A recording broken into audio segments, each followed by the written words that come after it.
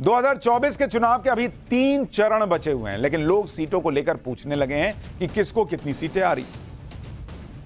वैसे तो चुनाव आयोग का नियम है, कानून है कि आखिरी वोट पड़ने से पहले आप एग्जिट पोल या ओपिनियन पोल नहीं दिखा सकते, लेकिन नेता अपने अपने दावे करते रहते हैं। जैसे अमित शाह ने दावा किया कि अब तक की वोटिंग में उनकी 270 सीटें आ चुकी हैं और अब सिर्फ 400 पार करने की लड़ाई है। बीजेपी ने सीटों के नंबर बताना शुरू किया तो इंडी गठबंधन वाले भी ये सब सुनकर नर्वस होने लगे कि बॉस ये तो बता रहे हैं, वो भी अपने नंबर बताने में जुट गए कि ना हम भी बताएंगे। वो अपने नहीं बता रहे हैं हमको कितने आ रहे हैं, वो भी यही बता रहे हैं कि मोदी को कितने आ रहे हैं। सब मोदी के ही नंबर बता रहे हैं, नरेंद्र मोदी के। बीजेपी वाले भी बता रहे हैं कि आएगा तो मोदी ही, इतनी सीटें आ गई हैं, और इंडी वाले भी बता रहे हैं कि नरेंद्र मोदी की कितनी सीटें आ रही। लेकिन इस चक्कर में इंडी गठबंधन ने एक बड़ी गलती कर दी, क्योंकि इंडी गठबंधन में जिसका जो मन आ रहा है वो नंबर बोले चला जा रहा है। जैसे आज अखिलेश यादव ने एक बड़ा दावा कर दिया कि इस बार बीजेपी को 140 सीट आएगी। अखिलेश यादव की आज कांग्रेस अध्यक्ष मल्लिकार्जुन खड़गे के साथ लखनऊ में ज्वाइंट पीसी थी। इसी प्रेस कॉन्फ्रेंस में अखिलेश यादव ने बीजेपी की सीटों को लेकर जो कहा वो एक बार सुनिए, फिर आपको बताऊंगा कि इंडी गठबंधन के बाकी नेता बीजेपी को, नरेंद्र मोदी को कितनी सीटें दे रहे हैं और उसमें क्या कांड कर दे रहे हैं।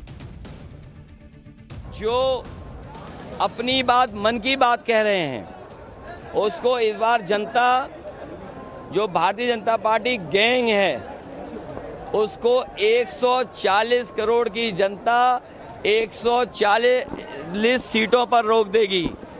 और अब मन की बात कोई नहीं सुनना चाहता, सब संविधान की बात सुनना चाहते हैं। जब से अमित शाह ने फेज वाइज सीटें बतानी शुरू की, तब से इंडी गठबंधन में खलबली मच गई। और अब जब आधे से ज्यादा चुनाव निकल चुका है तो इंडी गठबंधन ने भी अपना एग्जिट पोल बताना शुरू कर दिया। कौन नेता नरेंद्र मोदी को कितनी सीटें दे रहा है मैं आपको दिखाता हूं, आपको खुद समझ में आएगा इन्होंने क्या कांड किया है। जरा आप तस्वीर देखिए कि इंडी गठबंधन नरेंद्र मोदी को कितनी सीटें दे रहा है। नरेंद्र मोदी की सीट इस चुनाव में कितनी आएगी, अब जरा सुनिए कौन कितना दे रहा है। जैसे अगर आप देखें अखिलेश यादव, इन्होंने अभी अभी आपको बताया कि नरेंद्र मोदी को 140 सीट आने जा रही है, 140। अब देखिए ममता बनर्जी कह रही हैं कि नरेंद्र मोदी को 190 सीट आने जा रही है तो 50 सीट तो ममता बनर्जी ही बढ़ा दी भाई। अब सुनिए प्रियंका वाड्रा, इनकी भविष्यवाणी है कि नरेंद्र मोदी को 200 सीट आ रही है, 10 प्रियंका वाड्रा ने बढ़ा दिया। अब सुनिए राहुल गांधी जी, राहुल गांधी कह रहे हैं कि 150 सीट आएगी, इन्होंने 50 खींच के निकाल दिया। और सुनिए तेजस्वी यादव कितनी सीट नरेंद्र मोदी को दे रहे हैं, तेजस्वी यादव कह रहे हैं 100 आएगी, इन्होंने 50 और खींच दिया। उसके बाद संजय राउत को सुनिए, राउत जो है संजय राउत ये दे रहे हैं 200 सीट, तो इन्होंने 200 दे दिया, 100 से सीधा 200 कर दिया। केजरीवाल ने कहा है कि 220 सीट आएगी। अब आप ये तस्वीर देख लीजिए, ये तो इंडी गठबंधन का हाल है। ये लोग नरेंद्र मोदी की कितनी सीटें आएंगी इसका एक नंबर नहीं दे पा रहे। जिसका मन आ रहा है 140, 190, 200, 150, कोई 100 कह दिया, कोई 220 कह दिया, कोई 200 कह दिया। तो समझ जाइए कितनी ईमानदारी से ये लोग जो है सीटें बता रहे होंगे। गठबंधन में एक दूसरे को कम से कम बता दो दें कि ये नंबर फाइनल कर लेते हैं, हम लोग सब यही बोलेंगे। अब इसी तरह से मोदी की सीटों के नंबर कुछ सो कॉल्ड एक्सपर्ट्स भी बता रहे हैं, जिनमें एक नाम योगेंद्र यादव का है। इन भाई साहब का भी सुनिए, योगेंद्र यादव, इनका तो आपको बताया ही नहीं। योगेंद्र यादव इन्होंने कितना दिया है, इन्होंने बीजेपी को दिया है 233 और एनडीए को शायद 260 के करीब दे रहे हैं। अब आप देख लीजिए, इनके एक्सपर्ट भैया दे रहे हैं 233, तो 100 से लेके 233 तक हम लोग एग्जिट पोल दिखाते हैं plus minus 10 seat, plus minus 15 seat ऐसा रखते हैं। इनका है प्लस माइनस 150 सीट इन लोगों का पहले का ट्रैक रिकॉर्ड क्या है आपको वो भी दिखाऊंगा, तो भी आपको पता चल जाएगा कि इनकी प्रिडिक्शन कितनी सही है या कितनी गलत होते रहे। लेकिन एक बार आप खुद ही सोचिए कि एक नेता या जो एक्सपर्ट सीटों के अलग अलग नंबर बता रहे हैं, इन नंबर्स में भी कितना अंतर है, इनके दावे भी अलग अलग हैं। अरे बॉस, सभी लोग मिलकर एक फाइनल नंबर तय कर लेते, हर जगह बोलते कि नरेंद्र मोदी को इतनी आ रही, लेकिन ये लोग नरेंद्र मोदी की सीट पर भी सहमत नहीं हो पाए, अब बनाए हैं गठबंधन। उधर अमित शाह बड़ा दावा कर रहे हैं कि पीएम मोदी 4 चरण में 270 पार जा चुके हैं। अमित शाह का वो बयान सुनिए, फिर आपको ये जो महानुभाव लोग हैं, इनका पूरा इकोसिस्टम जो प्रिडिक्शन करता रहा है, उसका ट्रैक रिकॉर्ड क्या है, क्या हिसाब रहा है इनका पहले, वो भी दिखाऊंगा। 4 चरण पूरे हो गए हैं। 380 सीटों का चुनाव पूरा हो गया है। बंगाल में 18 सीटों का चुनाव पूरा हो गया है। आज मैं बताकर जाता हूं कि 380 सीट में मोदी जी 270 सीट लेकर पूर्ण बहुमत प्राप्त कर चुके हैं।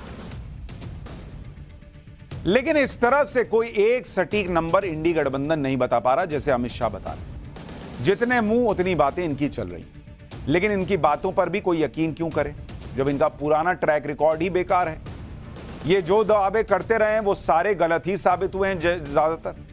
जैसे अगर आप देखें, जो ममता बनर्जी इस बार बीजेपी को 190 सीटें दे रही हैं, वही ममता बनर्जी 2019 में बीजेपी को 100 से 150 सीट दे रही हैं।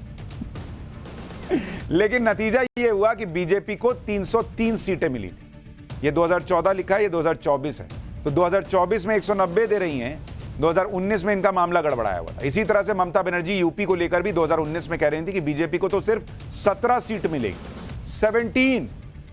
बीजेपी को 62 सीट यूपी में आई थी। तो सोचिए इनका प्रेडिक्शन कितना सही रहता है। राहुल गांधी तो 2019 में कह रहे थे कि चुनाव के बाद बीजेपी खत्म, टाटा बाय बाय। इस बार कह रहे हैं कि बीजेपी 150 सीट पर सिमट जाएगी। पिछली बार जब उन्होंने कहा था बीजेपी खत्म हो जाएगी तो बीजेपी 300 पार चली गई थी।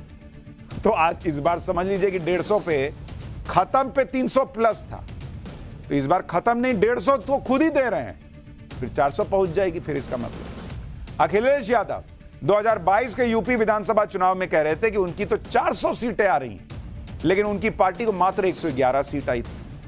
कुछ महीने पहले जो विधानसभा चुनाव हुए उसी में आप देखिए, राहुल गांधी कह रहे थे कि छत्तीसगढ़ और मध्य प्रदेश तो आराम से जीत लेंगे, लेकिन दोनों राज्य कांग्रेस बहुत बुरी तरह से हारी। अब जो खुद को चुनावी एक्सपर्ट कहते हैं जैसे योगेंद्र यादव, वो 2019 में बीजेपी के बारे में कह रहे थे कि 200 पार भी नहीं होगा। ये योगेंद्र यादव बोले थे कि 200 पार भी बीजेपी नहीं जाएगी। इस बार तो योगेंद्र यादव खुद 233 दे रहे हैं। तो जब बोले थे कि 200 से कम आएगी तब बीजेपी 303 पे थी। 200 कम 303, 233, तो सोचिए कहां जाएगा।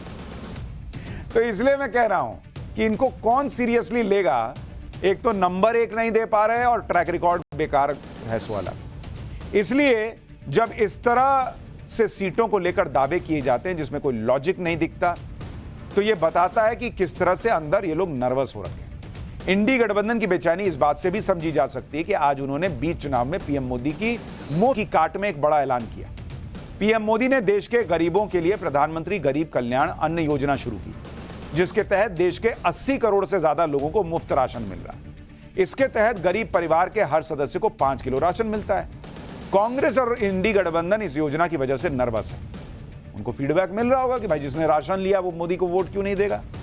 इनको लग रहा है कि मुफ्त राशन योजना के लाभार्थियों के वोट पीएम मोदी को मिल रहे हैं। इसलिए अब कांग्रेस कह रही है कि अगर इंडी गठबंधन की सरकार बनी तो ये 10 किलो राशन मुफ्त देगी। सुनिए मल्लिकार्जुन खड़गे को, फिर बताऊंगा कि इंडी गठबंधन के लिए कैसे पीएम मोदी की योजनाओं की काट निकालना आसान नहीं।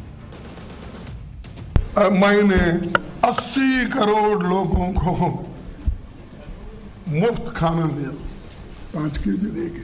अरे भाई, फूड सिक्योरिटी एक्ट तो हमने लाया, कोई भी उस एक्ट के तहत कोर्ट जा सकता है अगर स्टॉप करे। तुमने तो कुछ भी नहीं किया, लेकिन मैं इतने 80 करोड़ लोगों को खाना, आप 5 किलो दे रहे हैं ना। हम गठबंधन की सरकार अगर आएगी हम 10 केजी देंगे, 10 केजी। पहले का जो भी है वो तो है, लेकिन 10 केजी हम देंगे। मल्लिकार्जुन खड़गे के बयान में खुद ही कॉन्फिडेंस नहीं है। कह रहे हैं अगर गठबंधन की सरकार आएगी तो 10 किलो देंगे। अरे खखर के बोलिए, खुल के बोलिए, हमारी आ रही है सरकार और हम 10 किलो देंगे। खुद ही अगर मगर लगा दे रहे हैं। लेकिन पीएम मोदी सिर्फ मुफ्त राशन योजना ही नहीं चला रहा, कई योजनाएं चला रहे हैं भाई, जिसका सीधा फायदा जनता को मिल रहा है। और जितना बड़ा लाभार्थी वर्ग तैयार हुआ है उसकी काट निकाल पाना इंडी गठबंधन के लिए आसान नहीं है। जैसे अगर आप देखें पीएम आवास योजना, इसके 3 करोड़ लाभार्थी हैं। अब जिन 3 करोड़ लोगों को घर मिला, लोग पूछते हैं क्या वो नरेंद्र मोदी को वोट नहीं देगा? पीएम किसान सम्मान निधि 11 करोड़ लाभार्थियों के अकाउंट में पैसा गया। वो कैसे भूल जाएगा कि मेरे फोन में घनघनाया था कि नरेंद्र मोदी ने पैसा भेजा है? गरीबों के लिए शौचालय 11 करोड़ लाभार्थी, वो महिलाएं कैसे भूल जाएंगी नरेंद्र मोदी का नाम और चेहरा, जिनको अब कभी भी किसी भी वक्त शौच जाना हो तो सोचना नहीं पड़ता, वरना पहले अंधेरे का इंतजार करना पड़ता था। लोग पूछते हैं ये कैसे हो सकता है? गरीबों के लिए सिलेंडर 10 करोड़ 35 लाख लाभार्थी, हर घर नल से ज्यादा न, हर घर नल 12 करोड़ से ज्यादा लाभार्थी, 300 योजनाओं में डायरेक्ट बेनिफिट ट्रांसफर हुआ है और अब तक 29 लाख करोड़ रुपया ट्रांसफर हुआ है लोगों के डायरेक्ट अकाउंट में। स्ट्रीट वेंडर्स के लिए जो स्कीम है उसमें 70 लाख कर्ज बांटे गए हैं और 53 लाख से ज्यादा लाभार्थी हैं। ये गरीब आदमी है ना है बॉस, इसके लिए कोई खाली हाल भी पूछ ले कि पानी पियोगे जी, उतने में इसका मन जो है वो गदगद हो जाता है। और इसको शौचालय मिल रहा है, घर मिल रहा है, इसको रोजगार मिल रहा है, इसको लोन मिल रहा है, सिलेंडर मिल रहा है, और वो जो है देने वाले को भूल जाएगा। ये कैसे संभव है? ये लोग पूछ रहे हैं और बताते हैं भाई। हर बार इलेक्शन के बाद यही तो एनालिसिस होता है कि नरेंद्र मोदी ने लाभार्थी वोटर तैयार कर दिया है, वोटर का एक नया वर्ग। 4 चरण के चुनाव को लेकर इंडी गठबंधन मोदी की सीटों के नंबर बता रही है, लेकिन नरेंद्र मोदी अपने नंबर को लेकर कॉन्फिडेंट है। प्रधानमंत्री अगले चरणों के लिए मेहनत करने में जुटे हैं। आज उन्होंने महाराष्ट्र में ताबड़तोड़ रैलियां की, रोड शो किए। पीएम मोदी की आज नासिक और कल्याण में रैली हुई और उसके बाद उनका मुंबई में रोड शो हुआ। पीएम मोदी के रोड शो में भारी भीड़ थी। महाराष्ट्र के CM Eknath Shinde, deputy CM Devendra Fadnavis भी रोड शो में थे।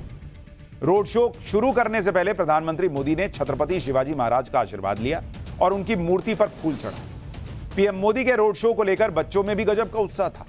पीएम के रोड शो को लेकर बच्चों के क्रेज पर मुंबई से हमारी सहयोगी की एक रिपोर्ट देखिए, फिर बताऊंगा कि 4 चरण के चुनावों के नतीजों को लेकर पीएम मोदी ने इंडी गठबंधन पर क्या भविष्यवाणी कर दी। आप देख सकते हैं Modi ji best PM ever, we love you, ऐसे मैसेजेस जो है वो बच्चों द्वारा सामने आ रहे हैं। मैं बच्चों से बातचीत करूंगी। आप लोगों ने प्रधानमंत्री को देखा? हाँ देखा। कैसा लगा?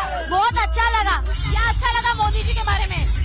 कि वो सबको अच्छे से हाई कर रहे थे और सबको अच्छे से नमस्ते और ग्रीटिंग दे रहे थे। अच्छा, आपको कैसा लगा? बहुत अच्छा लगा। आपको बहुत अच्छा। और मोदी जी के आने के बाद इंडिया में काफी डेवलपमेंट हुए। क्या डेवलपमेंट हुआ? राम मंदिर अयोध्या में 800 साल बाद राम जी को वापस की जगह मिली है। आप राम मंदिर गए हो? नहीं, आओ जाएंगे हम। बहुत अच्छा लगा उनको देख के। क्या उम्मीद है प्रधानमंत्री से? होगा उनका सब सपोर्ट, सब उसको वोट करेंगे। यस, वही बनेंगे। यानी छोटे छोटे बच्चे भी मोदी मोदी कर रहे हैं। मुंबई में रोड शो से पहले नासिक की रैली में प्रधानमंत्री मोदी ने 4 चरण के चुनावों के नतीजों की भविष्यवाणी कर दी। पीएम मोदी ने कहा कि 4 चरण के जो चुनाव हुए हैं, इन 4 चरणों में जनता ने इंडी गठबंधन को चारों तरफ से चित कर दिया।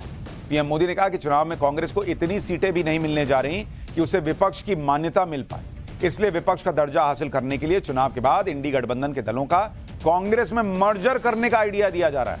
पहले सुनिए कांग्रेस के इस आइडिया पर पीएम मोदी ने क्या कहा, फिर आपको यूपी में क्लीन स्वीप के लिए पीएम मोदी की ताबड़तोड़ रैलियों के प्लान के बारे में बताऊंगा।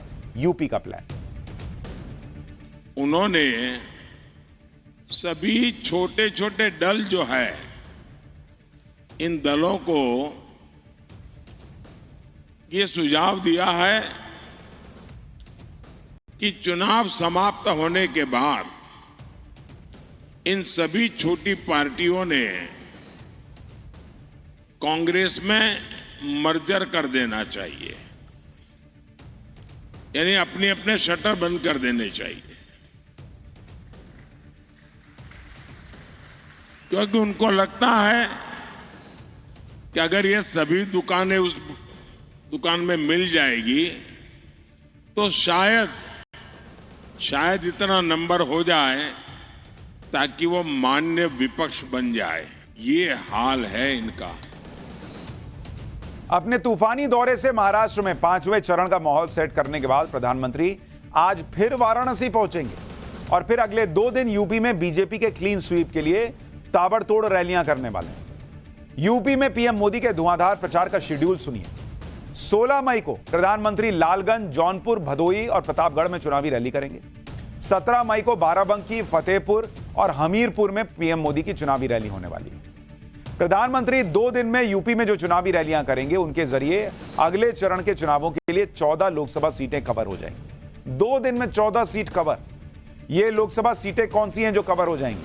एक तो है जौनपुर, फिर है मछली शहर, भदोही, प्रतापगढ़, लालगंज, आजमगढ़, बाराबंकी, मोहनलालगंज, फतेहपुर, कौशांबी, बांदा, हमीरपुर, जालौन और झांसी। प्रधानमंत्री मोदी जिन सीटों पर प्रचार करेंगे उनमें जौनपुर की सीट बहुत महत्वपूर्ण है। जौनपुर से बीजेपी के कृपा शंकर सिंह चुनाव लड़ रहे हैं। जौनपुर में पीएम मोदी की रैली से पहले ही बड़ा खेला हो गया। जौनपुर से बीएसपी ने बाहुबली धनंजय सिंह की पत्नी श्रीकला रेड्डी को टिकट दिया। माना जा रहा था कि धनंजय सिंह की पत्नी के चुनाव लड़ने से कृपा शंकर सिंह को परेशानी हो सकती है, लेकिन इसके बाद खेला शुरू हो गया। धनंजय सिंह यू टर्न लेकर बीएसपी से बीजेपी के समर्थक हो गए। आप देखिए, 1 मई को धनंजय सिंह बरेली सेंट्रल जेल से जमानत पर रिहा हुए। 6 मई को बीएसपी ने धनंजय सिंह की पत्नी श्रीकला रेड्डी को टिकट काटा। 8 दिन बाद 14 मई को धनंजय सिंह ने बीजेपी को समर्थन देने का ऐलान कर दिया। सुनिए धनंजय सिंह को, फिर बताऊंगा कि पूर्वांचल में क्षत्रिय इतने महत्वपूर्ण क्यों हैं और कैसे बीजेपी ने पूर्वांचल का गेम सेट किया है। चुनाव में हम औरों की तरह नहीं कि हम तटस्थ हैं। हम यहाँ पर आप लोगों को यही आग्रह करेंगे कि प्रदेश में एक अच्छी सरकार चल रही है, आप लोग भारतीय जनता पार्टी को वोट करें। धनंजय सिंह के समर्थन से पूर्वांचल में बीजेपी की राह आसान हो गई, क्योंकि पूर्वांचल की कई सीटों पर धनंजय सिंह का प्रभाव माना जाता है।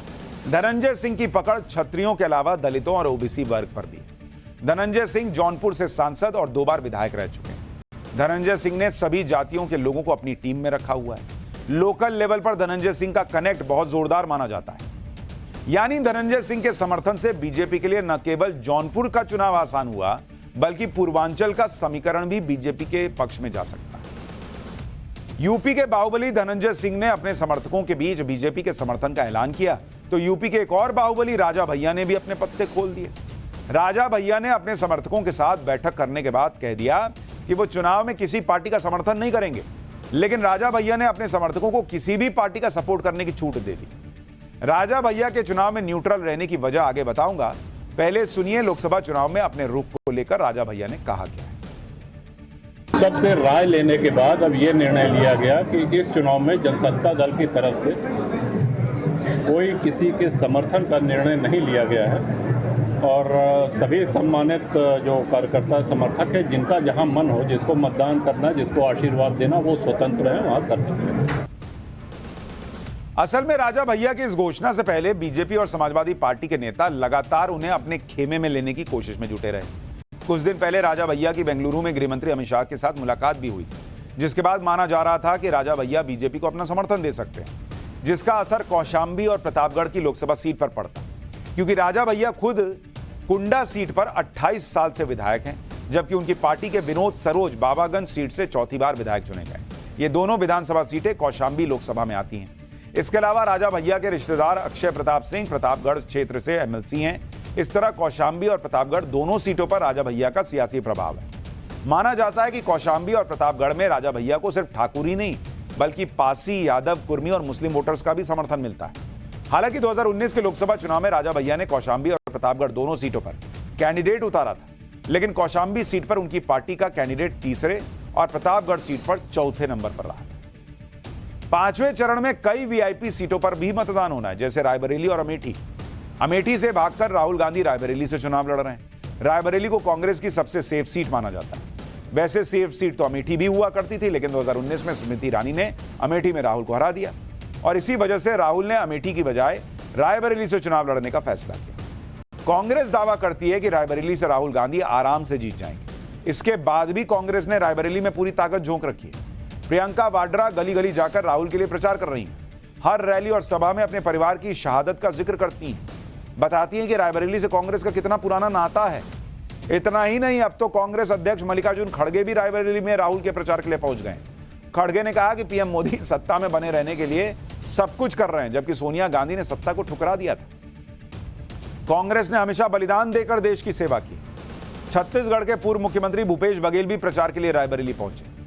मतलब रायबरेली सीट पर पूरा जोर लगाना पड़ रहा है इन लोगों को। भूपेश बघेल ने तो रायबरेली में बहुत बड़ा दावा कर दिया, जिससे इंडी गठबंधन में खलबली मच गई। भूपेश बघेल ने रायबरेली की जनता से कह दिया कि आप सांसद नहीं चुनने वाले हैं, देश का अगला प्रधानमंत्री चुन रहे हैं। सुनिए भूपेश बघेल को। सदस्य नहीं चुन रहे हैं और इंदिरा जी के बाद अब अवसर आया है कि आप इस लोकसभा से आप सांसद नहीं बल्कि प्रधानमंत्री चुने जा रहे हैं। होने जा रहा है जिसके आप सब गवाह बनेंगे, साक्षी बनेंगे और उसमें आप भागीदार बनेंगे। अब बताइए, भूपेश बघेल ने तो दावा ठोक दिया कि रायबरेली से देश का प्रधानमंत्री चुना जाएगा, लेकिन क्या इस बयान से अखिलेश यादव सहमत हैं? सुनिए अखिलेश यादव। इस पर आपकी क्या राय है कि रायबरेली से क्या प्रधानमंत्री भेजेंगे दिल्ली? नहीं, हम अपनी कोई स्ट्रेटेजी आपको नहीं बताएंगे।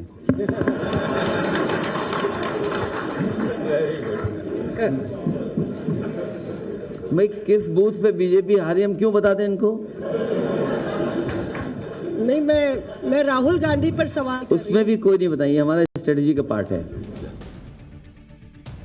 अखिलेश यादव की स्ट्रेटेजी है कि हम नहीं बताएंगे कि रायबरेली से प्राइम मिनिस्टर चुना जा रहा है कि नहीं, और वहां भूपेश बघेल खड़े होकर पब्लिक को खुले में बता रहे हैं कि आप सांसद नहीं, आप प्रधानमंत्री चुनने जा रहे हैं। ये है इनकी स्ट्रेटेजी। खैर, इनकी स्ट्रेटेजी का तो भगवान मालिक है, लेकिन जब भगवान की बात हो तो 4 धाम यात्रा पर निकले लोगों के साथ ऐसा क्या हुआ जो किसी ने सोचा ना था। 4 धाम दर्शन से पहले इस चैप्टर को नहीं देखिएगा तो बहुत पछताइएगा।